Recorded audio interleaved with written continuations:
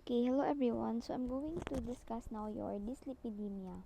Okay, again, just focus on the unique symptoms or the meds. So this notes or my side notes will only help you understand the overall about dyslipidemia.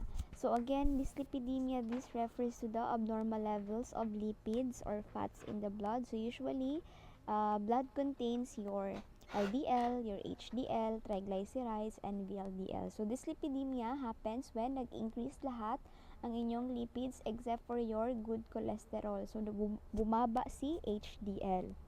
Okay. Okay, these lipids include your cholesterol and triglycerides, which are crucial for bodily functions but can become problematic when present in excessive or insufficient amounts. So, dyan papasok si dyslipidemia. Normally, cholesterol and triglycerides are important in the bodily functions such as first, precursor ng vitamin D, precursor ng bile acid, which is important for digestion and absorption. Also, your cholesterol is a component of a cell membrane. So, it maintains the structure and integrity of your cell membrane. So, important si cholesterol. Also, precursor din si cholesterol ng steroid hormones. Okay? Next, dyslipidemia can increase the risk of your cardiovascular disease such as your heart attacks, MI, strokes, and atherosclerosis because of the plaque buildup usually in your arteries. Okay, types of lipid involved in dyslipidemia. So, we have the low-density lipoprotein. So, bakit siya tinatawag na low-density or LDL at tinawag siya na bad cholesterol? Because, kaya nga siya from the word itself, low density, they are smaller, denser, and more compact. So, because of the smaller structure niya, denser siya, it can cross your endothelial barrier in your arteries. Okay? And then it will be stuck there. So, ibig sabihin, pag na-stuck sila inside your artery, pwede silang mag-undergo ng oxidation. And then, pwede din silang mag-penetrate due to penetration in the blood vessel. Okay? They can form plaque. Okay? Pero before sila mag-form ng plaque, mag-undergo muna sila ng oxidation. So, once they are oxidized, okay, it will trigger inflammation and will create plaque in your artery. So, ganyan. Okay? It will form plaque. Okay? So, kaya siya tinawag na bad cholesterol. Okay? So, LDL, primarily, it carries cholesterol from the liver, okay, to the cells. So, when there's too much LDL in the bloodstream, it can build up in the walls of the arteries, forming plaques and causing atherosclerosis. Okay? Next, let's go to your HDL. So, HDL, your high density lipoprotein, is known as the good cholesterol because it helps protect your arteries and reduces the risk of atherosclerosis. So, ano ba si HDL? First, HDL circulates normally in your blood. So, they pick up the excess cholesterol from the artery walls, macrophages, ganon. And then, uh, they will transport back the cholesterol to the liver for excretion in bile and reuse. So, it has antioxidant property and prevent LDL oxidation. Kaya siya tinawag na good cholesterol because it helps remove excess cholesterol from your bloodstream and transport it back to the liver for excretion. So, they are beneficial as they protect against the cardiovascular disease. So, tinawag siya na meron siyang anti-inflammatory effect. So, kaya siya usually guys, yung may mga uh, high cholesterol or dyslipidemia. Okay? Kaya sila, ang gina-advise ng doctor is to have supplements, and then first is exercise talaga because exercise will trigger the production of the HDL. Okay? So, next, let's go to your triglycerides. Your triglycerides, these are the main form of stored fat in your body. So when you eat, you have excess calorie. So this excess calorie can be converted to your triglyceride.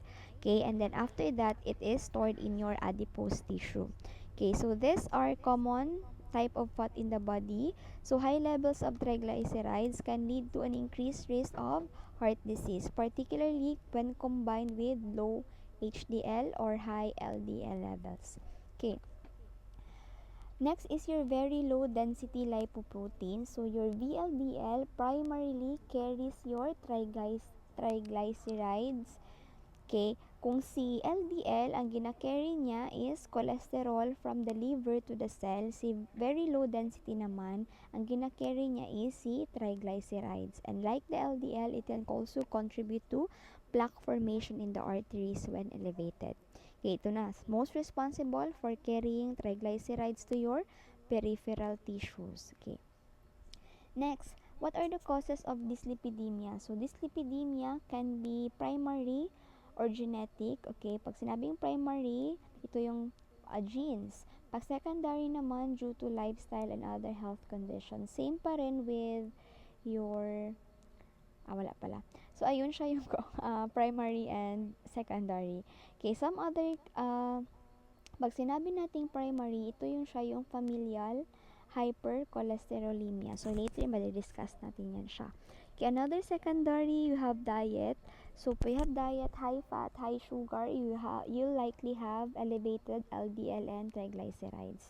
Next, obesity will increase risk of high triglycerides and low HDL level because the fat storage in obesity, so meron kang mataas na triglycerides.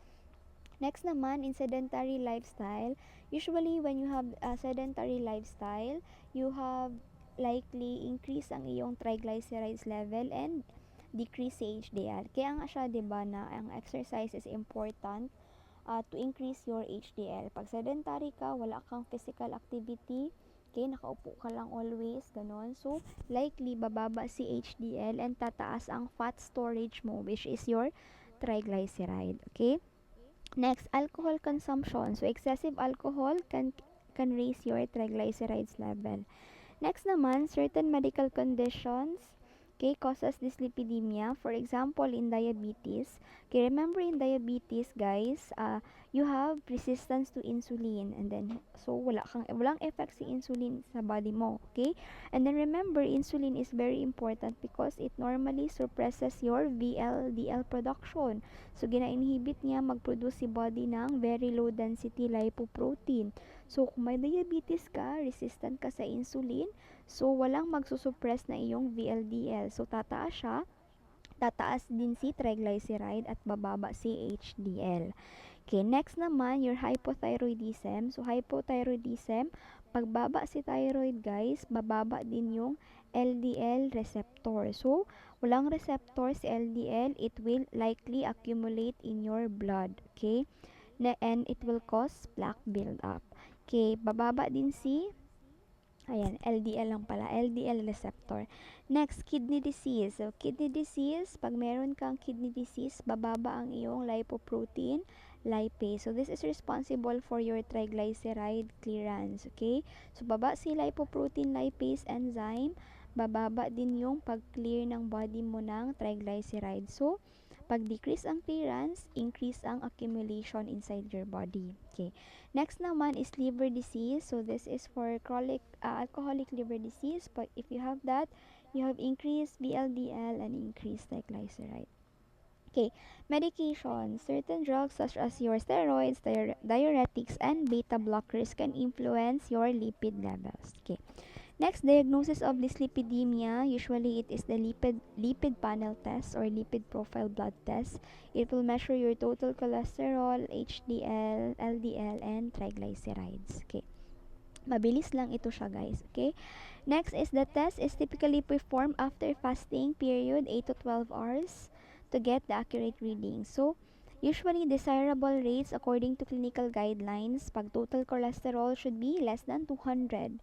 LDL naman less than 100 or less than 70 for patients with high risk or kung meron na silang cardiovascular diseases, ganon. So, that's the goal.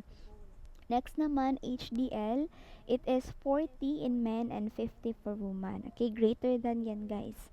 Next, triglyceride, usually dapat less than